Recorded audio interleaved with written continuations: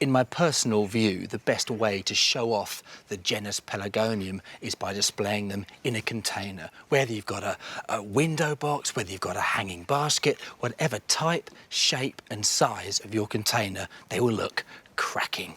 And I think it's so fitting for me to actually have this Victorian-esque urn, because it was the Victorians, after all, that popularised the Pelargonium. First up, I want to give you this trailing, blinding display of foliage and flowers. This particular plant, Pelargonium peltatum, is a blinder. Now, this is quite fragile. It's been grown in the greenhouse for the last 2 or 3 months. So what I'm going to do is I'm going to give it a little tip using the container so it doesn't move too much. It sounds and looks a bit harsh. I'm pulling it out by the base of the stem, but I do not want to pull it out by the smaller branchlets, or else they'll just snap off.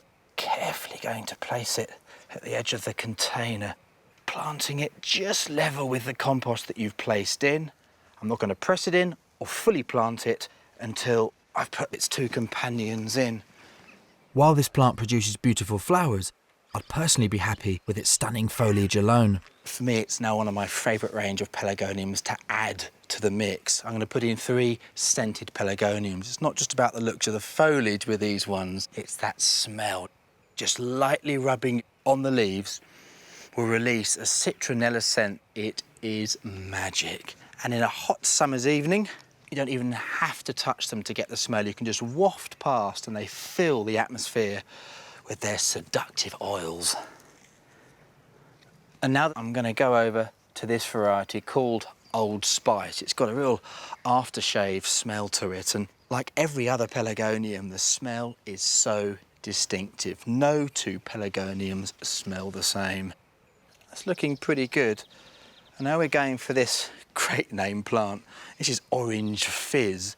The flowers on this actually are pretty ornamental, and each is a good large size. Smell check again. Subtle, in between the 2 scents, I would say. And the icing on the cake, this is a Regal Pelargonium called Hazel Cherry. These have these almost orchid-like flowers and very, very compact plant. It's a great centrepiece. I'm giving it quite a lot of space because it will expand out and fill all remaining space. The most satisfying thing to do is the watering.